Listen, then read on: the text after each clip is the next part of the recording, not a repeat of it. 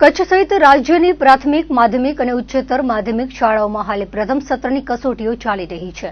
આગામી 16 ઓક્ટોબરથી જિલ્લાની તમામ શાળા હાઈસ્કૂલોમાં દિવાળી વેકેશન શરૂ થશે। 3 સપ્તાહના દિવાળી વેકેશન બાદ 6 નવેમ્બરથી ફરી શાળાઓ શરૂ થશે તેવું જિલ્લા શિક્ષણ અધિકારી સંજય પરમારે જણાવ્યું હતું। અત્યારે હાલમાં પ્રાથમિક માધ્યમિક અને ઉચ્ચતર માધ્યમિક વિભાગની તમામ વિદ્યાર્થીઓની પરીક્ષા આપણી 3 તારીખથી ચાલુ છે। 15 તારીખ સુધીના અંદર આપણી તમામ પ્રથમ સત્રની પરીક્ષા પૂર્ણ થનાર છે અને ખાસ કરીને આપણે જે દર વર્ષે દિવાળીનું વેકેશન જે વિદ્યાર્થીઓ અને શિક્ષકો માટે પડતું હોય છે એ આ વખતે આપણે 15 તારીખ છેલ્લી રહેશે। 16 તારીખથી પ્રાથમિક માધ્યમિક અને ઉચ્ચતર માધ્યમિક તમામ વિભાગના અંદર એ આપણું વેકેશન શરૂ થશે અને ખાસ કરીને 21 દિવસનું આ વેકેશન રહેતું હોય છે। એટલે 5મી નવેમ્બરે એ આપણું આ વેકેશન પૂર્ણ થશે અને 6મી નવેમ્બરથી રાબેતા મુજબ એ આપણી સ્કૂલો ચાલુ થશે। મુન્દ્રા બારોઈ નગરપાલિકા દ્વારા ગૌરવપથ ફેઝ 2 વિકાસ કામનું તાજેતરમાં ઉદ્ઘાટન કરાયું હતું અને બારોઈ રોડ નવો બની જતા શહેરીજનો ખુશ થયા છે। પરંતુ આ નવો રોડ પર વાહનોની સ્પીડ ખૂબ જ હોવાથી અવારનવાર અકસ્માતો સર્જાઈ રહ્યા છે। શહેરના શિશુ મંદિરથી મુન્દ્રા તરફ વચ્ચે ખાણીપીણીની દુકાનો પાસે અવારનવાર અકસ્માતો સર્જાય છે તેમજ બારોઈ રોડ પર બાઇકો અને મોપેડ સ્લીપ થવાની ઘટનાઓ રોજિંદી બની છે। તેમજ આજે એકત્ર થયેલા વેપારીઓએ બારોઈ રોડ પર સ્પીડ બ્રેકર મૂકવા વેપારીઓની દુકાન પાસે રાખેલા બાકડા અંગે તેમજ ફૂટપાથ પર બેઠેલા નાના ધંધાર્થીઓને દૂર કરવા ચર્ચા કરી હતી। બારોઈ રોડ પર થતી આડેધડ વાહન પાર્કિંગની સમસ્યા દૂર કરવા વેપારીઓએ રજૂઆત કરી હતી। મુન્દ્રા શહેર ભાજપના પ્રમુખ અરવિંદ પટેલે વેપારીઓના પ્રશ્નો સાંભળ્યા હતા અને સુધરાઈની ટીમ સાથે મળી પ્રશ્નો ઉકેલવા ખાતરી આપી હતી। ચેમ્બરના પ્રમુખ મનોજ કોટક, દિલીપ ગોર, પરીન ગાલા, રાજેન્દ્ર ચોથાણી, પરેશ દલ તેમજ વેપારી મિત્રો બહોળી સંખ્યામાં હાજર રહ્યા હતા। નોંધનીય બાબત એ છે કે થોડા દિવસો પહેલા મોડી રાત્રિના ઇકો કારે એક્ટિવા ચાલકને ટક્કર મારી હતી। આ બનાવથી આ વિસ્તાર પરથી પસાર થતા લોકોમાં ભય ફેલાયો છે જેથી આ વિસ્તારમાં સ્પીડ બ્રેકર મૂકવા અતિ જરૂરી બની ગયું છે। દેવપુર ગ્રામ પંચાયત દ્વારા શરદ પૂનમના સાર્વજનિક સમૂહ લગ્નોત્સવનું આયોજન કરવામાં આવ્યું હતું। સરપંચ ચાપસી ઘેડાના અધ્યક્ષ સ્થાને સમગ્ર કાર્યક્રમ યોજાયો હતો જેમાં ધર્મગુરુઓએ હાજરી આપી લગ્નવિધિ સંપન્ન કરાવવાની સાથે અંતરના આશીર્વાદ પાઠવ્યા હતા। આયોજનના અધ્યક્ષ સ્થાનેથી સરપંચે સૌને આવકાર આપ્યો હતો અને આયોજનને સફળ બનાવવા સહયોગીઓ વિવિધ સમાજના 18 આલમનો આભાર વ્યક્ત કર્યો હતો। આ પ્રસંગે દેવપુર મહાજનના પ્રમુખ સહિતના ટ્રસ્ટીઓએ હાજરી આપી હતી જ્યાં સમિતિ દ્વારા મોમેન્ટો આપી સન્માન કરાયું હતું। વિકાસ કામોના કાર્યક્રમોની વ્યસ્તતા વચ્ચે માંડવી મુન્દ્રાના ધારાસભ્ય અનિરુદ્ધ દવે હાજરી આપી આયોજનને બિરદાવ્યું હતું। ઉપસ્થિત ધર્મગુરુઓએ આશીર્વચન પાઠવ્યા હતા। આ તકે રાજકીય સામાજિક અગ્રણીઓ સહિત બહોળી સંખ્યામાં ગ્રામજનો ઉપસ્થિત રહ્યા હતા।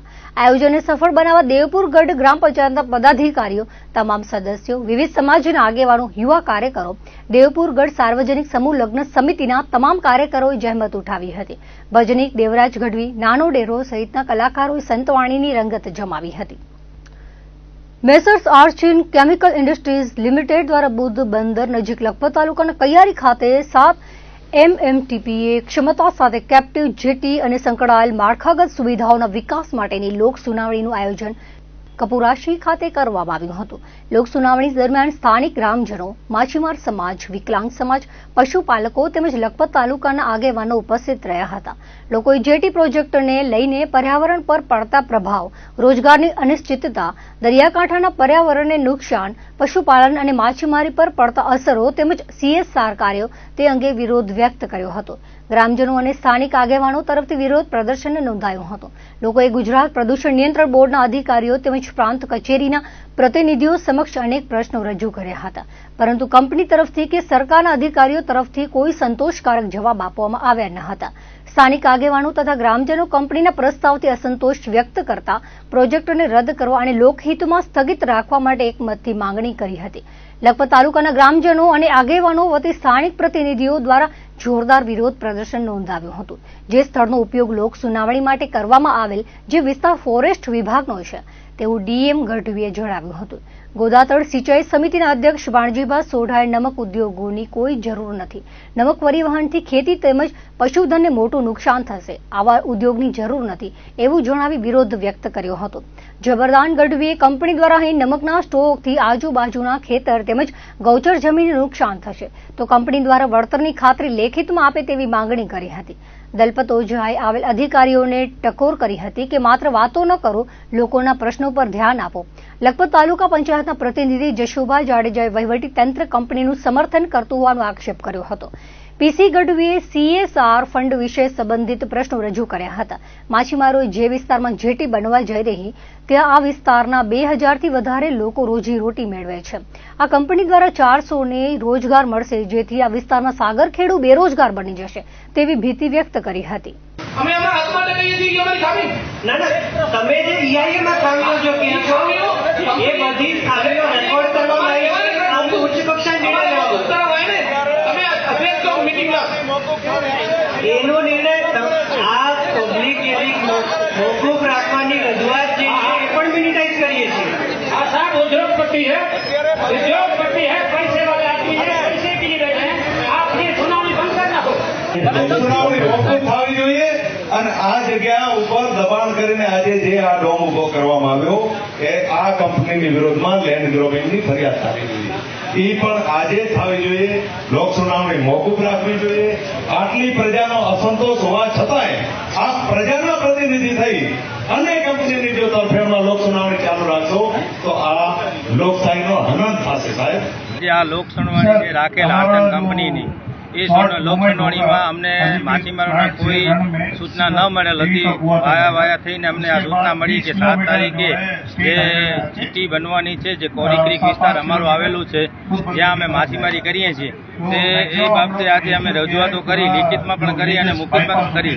પણ આ લોકો જ્યાં જેટી બનાવે છે ત્યાં અમારો ખાસ કરીને લોબસ્ટર અને ઝીંગા અને પામ્પલેટ અને ગોળ મચ્છીનો ફિશિંગ થાય છે, જે અમારા 2000 થી 2500 લોકોના લખપતથી કરી અને પીપર સુધીના ગામડે આવે છે, જે અહીંયા 70 બોટ ફિશિંગ કરે છે. જે એ જેટી નિર્માણ કરશે અને બનશે તો આ 2500 લોકોના રોજગાર જતા રહેશે. સરકાર શ્રી આ પ્રોજેક્ટને રદ કરે અને અમારા 2500 રોજીરોટીના પ્રશ્ન હલ કરે. આર્ચન કંપનીની કપુરાસી ગામે લોક સુનાવણી પબ્લિક હિયરિંગ યોજવામાં આવી હતી, જેમાં જે પર્યાવરણીય રિપોર્ટ હતું એમાં ખૂબ જ અધુરાશો હતી. જેમાં જે પ્રોજેક્ટનું જે સંભવિત વિસ્તાર જે છે, જ્યાં પ્રોજેક્ટ આવવાનો છે એ વિસ્તારમાં જે પર્યાવરણીય અસરો છે એમાં અમે ઘણા બધા પ્રશ્નો રજૂ કર્યા હતા. જેમાં આ જે રિપોર્ટ બનાવવામાં આવેલો, જે એજન્સીએ રિપોર્ટ બનાવ્યું છે એ ફક્ત 1 મહિનાની અંદર 3 કે 4 વખત આવી અને ફિલ્ડ ટ્રીપ કરી અને સ્થાનિક મુલાકાત લઈ અને અમુક ફોટા પાડી અને બીજું આખું રિપોર્ટ કોપી પેસ્ટ કરીને મૂક્યું છે. જેમાં ઘણા બધા જે માઇગ્રેટરી યાયાવર પક્ષીઓ આવે છે, પેસેજ માઇગ્રેશનના પક્ષીઓ આવે છે. અહીં જે આપણે જૈવિક વારસો, જૈવ વિવિધતાનો વારસો કહેવાય, અહીં 12 દેશથી લોકો જ્યારે અહીંયા આપણા પક્ષીઓ પ્રાણીઓ જોવા આવતા હોય ત્યારે આ કંપનીએ એ પ્રોજેક્ટમાં કોઈ પણ પક્ષીઓનો ઉલ્લેખ નથી કરેલ. યાયાવર માઇગ્રેટરી પક્ષીઓના પણ ઉલ્લેખ નથી કરેલ. આપણે એવું કહેવામાં આવે છે કે ભારત દેશ અતિથિ દેવો ભવની ભાવના ધરાવે છે. આપણે દરેક પ્રવાસીઓ, દરેક માનવજાત, દરેક જૈવ વિવિધતાનું ખ્યાલ રાખવું જોઈએ. ત્યારે આ કંપનીએ એમના પ્રોજેક્ટ પ્રપોઝલમાં જે એન્વાયરમેન્ટનું રિપોર્ટ હતું એમાં કોઈ બાયોડાયવર્સિટીનું, મેમલ્સનું, બર્ડ્સનું ઉલ્લેખ કરેલ નથી. ભુજ તાલુકાના રાયધણપર ખાતે શ્રી ત્રેજારધામ યાત્રા મહોત્સવનું આયોજન કરવામાં આવ્યું હતું. 2 દિવસીય મહોત્સવમાં વિવિધ ધાર્મિક કાર્યક્રમોનું આયોજન કરવામાં આવ્યું હતું. સમગ્ર મહેશ્વરી મેઘવાળ સમાજ અને સમગ્ર વિશ્વમાં રહેતા કચ્છવાસીઓની શ્રદ્ધા અને આસ્થા જેમનામાં રહેલી છે. પૂજ્ય ધણી માતંગદેવની તપસ્યા ભૂમિ એવા ઐતિહાસિક ત્રેજાર યાત્રાધામમાં પરંપરાગત રીતે યાત્રા મહોત્સવ અને મેળો યોજાયો હતો. આ પ્રસંગે ધણી માતંગદેવ વિશેની ખૂબ જ દર્શનીય ઝાંખી બનાવીને દાતા પરિવાર તરફથી ખુલ્લી મૂકવામાં આવી હતી. ગામના સૌ કાર્યકરો, ટ્રસ્ટીઓ અને સમાજના આગેવાનો તરફથી મામય દેવ પરિવારનું રિનોવેશન કરવામાં આવ્યું હતું. મહેશ્વરી સમાજના ધર્મગુરુઓ દ્વારા સોમવારે રાત્રે જ્ઞાન કથનનો કાર્યક્રમ રાખવામાં આવ્યો હતો. સોમવારે સવારે પૂજન વિધિ થયા પછી ઉદ્ઘાટન સમારોહ અને સન્માન સમારંભ યોજાયો હતો. બપોરે અને સાંજે દાતાઓના સહયોગથી મહાપ્રસાદ યોજાયો હતો. બીજા દિવસે પૂનમ હોતા સવારે ઓડ પૂજન, દર્શન પૂજન તેમજ પેઢી પૂજન યોજાયા હતા. દામજી ડોરુ પરિવાર દ્વારા સ્વખર્ચે નિર્માણ થયેલું ઇતિહાસને ઉજાગર કરતું મેઘ માતંગ સ્મૃતિ દર્શન મ્યુઝિયમનું લોકાર્પણ ધારાસભ્ય માનતીબેન મહેશ્વરીના હસ્તે કરવામાં આવ્યું હતું. સાંસદ વિનોદ ચાવડાએ શુભેચ્છાઓ પાઠવી હતી. ત્રણજાર યાત્રાધામ અમારા એક ઐતિહાસિક ધામ છે. મૈત્રી સમાજનો સૌથી જૂનો ઐતિહાસિક ધામ એટલે ત્રણજાર ધામ. દર વર્ષની જેમ આ વખતે પણ ઉજારી પૂનમના દિવસે યાત્રા મેળાનું આયોજન કરવામાં આવે છે. એવી જ રીતે આ વખતે પણ તિથિ પ્રમાણે એનો આજે ઉદ્ઘાટન મેળો કરવામાં આવ્યો છે. એની સાથે સાથે અહીં વિકાસના જે કામો થયા છે એનામાં મુખ્યત્વે જે કામો હતા એ અમારા એક દાતા પરિવાર દ્વારા એક ઝાંખી આખી બનાવી અને સમાજને અર્પણ કરી છે. સાથે જિલ્લા પંચાયતના પૂર્વ ચેરમેન અને હાલના જિલ્લા પંચાયત સભ્ય કુંવરબેન તરફથી એક પત્રનો સેટ, એક દિવાલ અને યાત્રા ધામના સૌ કાર્યકરો, ટ્રસ્ટીઓ અને સમાજના આગેવાનો દ્વારા એક મામેદેવ પરિવારનો આખો રિનોવેશન કરવામાં આવેલ છે. એમની સાથે હાલના જે પરિસ્થિતિ પ્રમાણે અહીંયા જે વિકાસ થયું છે અને જે ખુલ્લી જગ્યા રહેતી હતી એનામાં ફોરેસ્ટ વિભાગ તરફથી અમને એક વન બનાવવામાં આવ્યું છે. એની સાથે સાથે એક વન કુટીર પણ બનાવવામાં ફોરેસ્ટે બનાવી આપેલ છે. તો આ રીતે જે મેળા પ્રસંગે મેળાની સાથે સાથે અમે આ બધા વિકાસના કામો પણ કર્યા છે. સાથે બપોરના ભોજનના પણ અમારે દાતા છે, સાંજે પણ ભોજન છે અને મૈત્રી સંપ્રદાયના જે ધર્મગુરુઓ દ્વારા રાતના એક જ્ઞાન કથનનો પણ કાર્યક્રમ રાખવામાં આવેલ છે. સાંજે ભોજનની વ્યવસ્થા છે.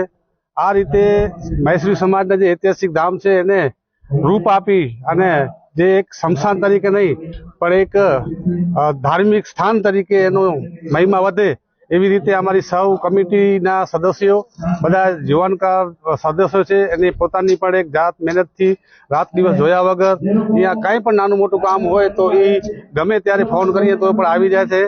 એવા પણ કાર્યકરો અમારી પાસે છે. તો જો કાર્યકરની ફોજ મોટી હોય તો હરેક કાર્ય એક નાનું લાગે. એટલે આ વિષય ઉપર અમે આજના મુખ્ય મહેમાન તરીકે વિનોદભાઈ ચાવડા સાહેબ, સાંસદ શ્રી કચ્છ મોરબી, એમને પણ આમંત્રણ આપવામાં આવ્યું હતું, પણ એ અનિવાર્ય સંજોગના કારણે ગાંધીનગર છે. ધારાસભ્ય શ્રી ત્રિકમભાઈ એ થોડાક સમયમાં આવવાના છે. માલતીબેન દ્વારા અને પૂર્વ ચેરમેન દ્વારા અને સમાજના આગેવાનો દ્વારા, ધર્મગુરુઓ દ્વારા આ બધાનું આજે લોકાર્પણ કર્યું છે. એટલે સૌ જનતાને, અમારી સમાજના આગેવાનોને વિનંતી છે કે આપણે આ ધામ છે એને વિકાસ તરફ લઈ જઈએ અને સૌનો સાથ રહેશે તો આ એક ધાર્મિક સ્થળ મોટું બને એવી અમે પ્રાર્થના કરીએ છીએ. અને આજના દિવસે જે પણ નાના મોટા દાતાઓએ જે પણ સહયોગ કર્યો છે, હજી પણ સહયોગ કરે તો હું એક અપીલ કરું છું કે સમાજનો આ ધામ છે, કોઈ વ્યક્તિનો ધામ નથી. આ ધામને આપણે કેવી રીતે આગળ લઈ જવી એવી ઘણી માતંગ પાસે પ્રાર્થના. ત્રણજાર યાત્રાધામ રાયધણપર ખાતે આજે શરદ પૂનમના મોટા દિવસ નિમિત્તે અહીં મેળાનું આયોજન હોય છે અને અહીંની ધાર્મિક ઉજવણીનો મહત્ત્વનો પ્રસંગ હોય આજરોજ. અને તથા અન્ય જે કામો અહીંયા વિકાસના કામો જે કરવામાં આવ્યા છે તો એનું પણ લોકાર્પણના મોટા દિવસ નિમિત્તે આજરોજ સામાજિક વનીકરણ વન વિભાગ દ્વારા અહીં એક વન કુટીરનું નિર્માણ કરવામાં આવ્યું હતું અને અહીં મંદિરના જ સ્થાનમાં પ્લાન્ટેશન પ્લોટ બનાવવામાં આવેલ હતો, જેનું પણ આજે મહાનુભાવોના હસ્તે લોકાર્પણનું આયોજન હોય. અહીં વન કુટીર બનાવવામાં આવેલી હતી, જે અહીં યાત્રાધામ હોય અહીં આવનારા યાત્રિકો તથા દર્શનાર્થીઓને બેસવા માટે એક સુંદર સ્થળ એમને પ્રાપ્ત થાય એ અનુસંધાને વન વિભાગ તરફથી અહીં વન કુટીર તથા વૃક્ષારોપણનું આયોજન કરવામાં આવેલ હતું, જેમાં અહીંના સંસ્થાના પ્રમુખ શ્રી પ્રકાશભાઈ મહેશ્વરીની સાથે રહીને કામગીરી કરવામાં આવેલી હતી. દર્શક મિત્રો, આ હતા અત્યાર સુધીના કચ્છ ટીવી સમાચાર. ફરી મળીશું નવા સમાચારો સાથે, નવી અપડેટ સાથે. ત્યાં સુધી મને રજા આપશો. નમસ્કાર.